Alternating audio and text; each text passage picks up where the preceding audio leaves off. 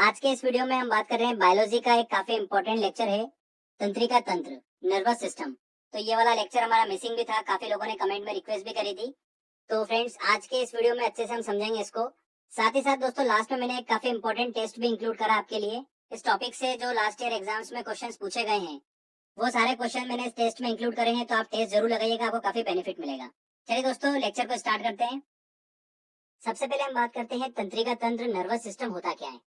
तो देखिए फ्रेंड्स, तंत्रिका कोशिका मतलब न्यूरॉन से बना हुआ एक जाल, एक नेटवर्क होता है जो सोचने, समझने, याद रखने या किसी इंस्ट्रक्शन या मैसेज को शरीर के अन्य अंगों तक पहुंचाने का काम करता है। ठीक है, जैसा कि आप डायग्राम में देख पा रहे हैं। तंत्रिका तंत्र मतलब नर्वस सिस्टम बना किस चीज का होता है, तो ये बना होता है न्यूरॉन मतलब तंत्रिका कोशिकाओं से मिलकर बना होता है।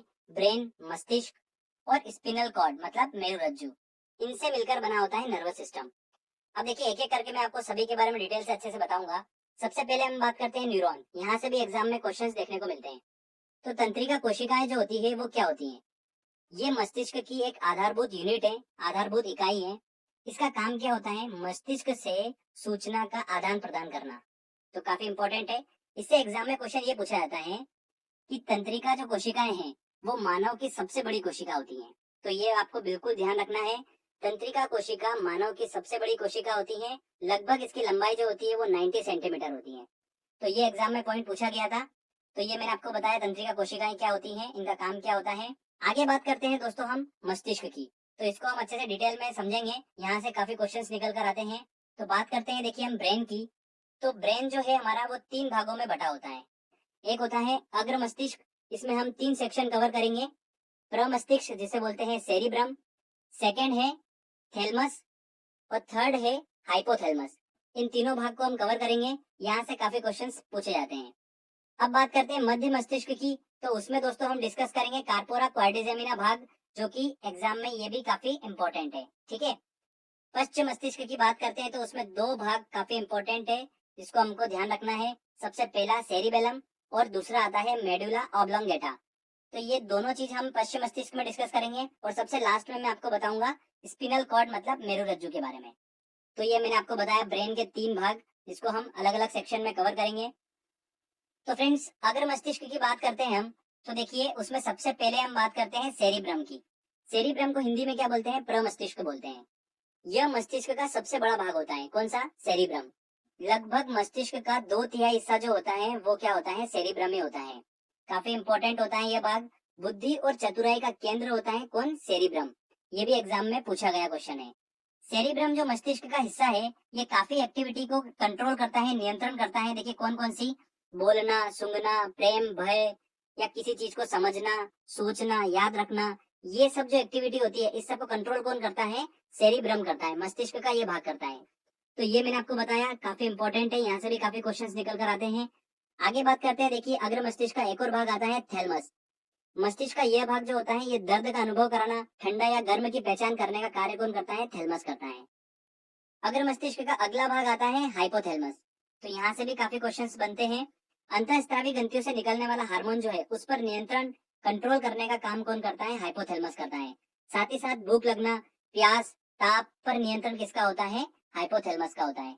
तो ये वाला क्वेश्चन भी एग्जाम में पूछा गया था, भूख, प्यास, ताप पर नियंत्रण किसका होता है? तो हाइपोथैलेमस का होता है। ये बताया मैंने आपको अग्र मस्तिष्क के 3 भाग, काफी इंपॉर्टेंट है, सेरिब्रम, थैलेमस, हाइपोथैलेमस। आगे बात करते हैं दोस्तों हम मध्य मस्तिष्क का। देखिए एक भाग है, काफी इंपॉर्टेंट है, वो कार्पोरा क्वाड्रिजेमिना। तो कार्पोरा क्वाड्रिजेमिना जो है, ये किस लिए रिस्पॉन्सिबल होता है? देखिए मैं आपको बताता हूँ। मस्तिष्क का यह भाग जो है, देखने सुनने की शक्ति को कंट्रोल करता है। ठीक है, उसको नियंत्रित करता है। तो ये ध्यान रखना है आपको। मध्य मस्तिष्क का बस हमको एक ही चीज ध्यान रखना है, कार्पोरा क्वाड्रिजेमिना। आगे आता है पश्चिम मस्तिष्क। देखिए सबसे लास्ट वाला हिस्सा मस्तिष्क का, इसमें हम 2 भाग डिस्कस करेंगे, सेरिबेलम और मेडुला ऑब्लोंगेटा। मेडुला जो है ये काफी इंपॉर्टेंट है और यहाँ से 2 से 3 बार एग्जाम में क्वेश्चन पूछा जा चुका है। तो चलिए मैं आपको बताता हूँ एक एक करके। देखिए ये वाला जो हिस्सा होता है मस्तिष्क का, ये कहलाता है सेरिबेलम। मस्तिष्क का इस भाग का जो काम होता है वो होता है सिर्फ और सिर्फ शरीर का संतुलन बनाए रखना। इसलिए शरीर के संतुलन के लिए कौन रिस्पॉन्सिबल होता है? सेरिबेलम होता है। आपको डायग्राम में दिख रहा होगा ये भाग कहाँ पर है। अगला भाग जो आता है वो आता है मेडुला। बहुत ही इंपॉर्टेंट है, यहाँ से बार बार क्वेश्चन पूछा गया और 2015-16 एसएससी में भी क्वेश्चन पूछा गया था। मैं आपको बताऊंगा कौन सा क्वेश्चन पूछा गया था। मेडुला जो हिस्सा होता है मस्तिष्क का, ये मस्तिष्क का सबसे पीछे का भाग होता है, ठीक है। और इसका देखिए काम क्या होता है, हार्ट बीट को नियंत्रण करना, ब्लड प्रेशर को नियंत्रण करना और श्वसन का नियंत्रण करने का कार्य किसका होता है, मेडुला का होता है। तो फ्रेंड्स 2015-16 एसएससी में ये क्वेश्चन पूछा गया था कि श्वसन का नियंत्रण करने का काम मस्तिष्क का कौन सा भाग करता है, तो कौन सा करता है, मेडुला करता है, ठीक है। तो ये आपको दिमाग में रखना है। तो फ्रेंड्स ये मैंने आपको बताए हैं अग्र मस्तिष्क, मध्य मस्तिष्क और पश्चिम मस्तिष्क के सारे भाग बताए मैंने आपको। बस आपको जितना दे रहा हूँ ना नॉलेज में, बस आपको उतना ध्यान रखना है। इसके अलावा आप बिल्कुल भी टेंशन मत लीजिए, ज्यादा डेप्थ में मत जाना, क्वेश्चंस इन्हीं में से देखने को मिलेगा आपको। मस्तिष्क का एक हिस्सा बच जाता है, उसको भी हम डिस्कस कर लेते हैं, वो है स्पिनल कॉर्ड। इसको हिंदी में बोलते हैं मेरुरज्जु। ये मस्तिष्क का वह भाग है जो बैकबोन तक फैला होता है और इसका काम क्या होता है वो भी हम समझ लेते हैं।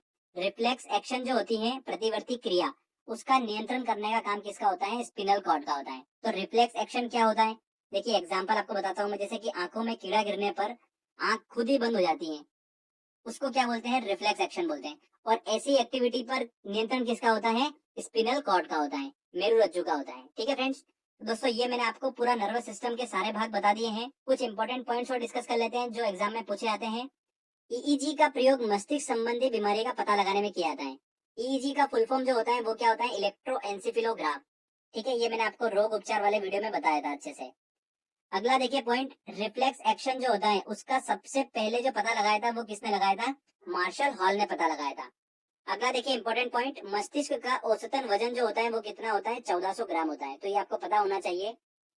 लास्ट में देखिए ये एग्जाम में पूछा गया क्वेश्चन है कि जन्म के बाद जो मानव होता है उसके जो नर्वस टिश्यू होता है उसका विभाजन नहीं होता है, तंत्रिका ऊतक में कोई भी विभाजन नहीं देखा जाता है जन्म के बाद से। तो बस ये कुछ इंपॉर्टेंट पॉइंट्स है जिनको आपको दिमाग में रखना है। तो फ्रेंड चलिए मैं आपको अब 3 इंपॉर्टेंट भाग बताता हूँ मस्तिष्क के जो आपको बिल्कुल आना चाहिए। एक बार रिवीजन कर लेते हैं।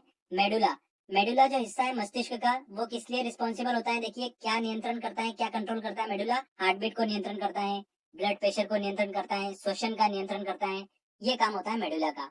अगला देखिए हाइपोथैलेमस, ये भी बहुत इंपॉर्टेंट है, ध्यान रखना। भूख प्यास ताप पर नियंत्रण करने का काम कौन करता है, हाइपोथैलेमस करता है।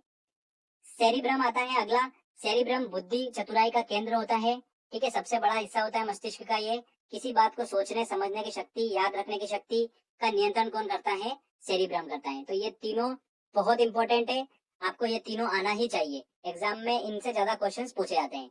तो फ्रेंड चलिए यहाँ पर हमारा देखिए नर्वस सिस्टम जो है पूरा कंप्लीट होता है, तीनों भाग हमने अच्छे से डिस्कस कर लिए हैं। अब बारी है टेस्ट लगाने की, चलिए टेस्ट लगाते हैं।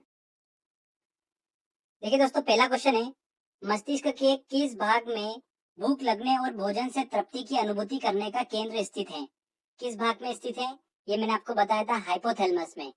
तो आंसर क्या होगा इसका, सी आंसर होगा।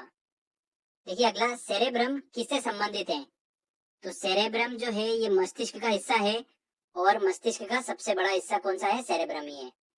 मनुष्य के मस्तिष्क का सबसे बड़ा भाग है, कौन सा है, सेरेब्रम। इसको हिंदी में क्या बोलते हैं, प्रमस्तिष्क बोलते हैं। तो सी आंसर इसका सही होगा। चलिए अगला क्वेश्चन लेते हैं। मानव शरीर की किन कोशिकाओं में सबसे कम पुनर्योजन शक्ति होती है, वो होती है मस्तिष्क की कोशिकाओं में। देखिए अगला क्वेश्चन, मानव मस्तिष्क का भार कितना होता है, तो मस्तिष्क का भार कितना होता है, औसतन 1400 ग्राम। प्रतिवर्ती क्रियाओं, रिफ्लेक्स एक्शन का नियंत्रण केंद्र कहाँ पर है, प्रतिवर्ती क्रियाओं को कौन नियंत्रित करता है, मेरुरज्जु स्पिनल कॉर्ड नियंत्रित करती है। अगला क्वेश्चन लेते हैं, न्यूरॉन क्या है, न्यूरॉन क्या है, तंत्रिका तंत्र की आधारभूत इकाई है। ये आंसर इसका बिल्कुल सही होगा। न्यूरॉन का काम क्या होता है, इंस्ट्रक्शन या मैसेज को शरीर के अन्य अंगों तक पहुंचाने का काम होता है और यह नर्वस सिस्टम की क्या है, आधारभूत इकाई है। श्वसन का नियंत्रण मस्तिष्क के किस भाग से किया जाता है, देखिए ये पिछली बार का क्वेश्चन है। श्वसन का नियंत्रण जो है वो मस्तिष्क के मेडुला भाग के द्वारा किया जाता है। तो आंसर क्या होगा इसका, बी आंसर। अगला है, जन्म के बाद मानव के किस ऊतक में कोई कोशिका विभाजन नहीं होता है, तो किसमें नहीं होता है, तंत्रिका ऊतक में, नर्वस टिश्यू में। आंसर क्या होगा इसका, बी आंसर।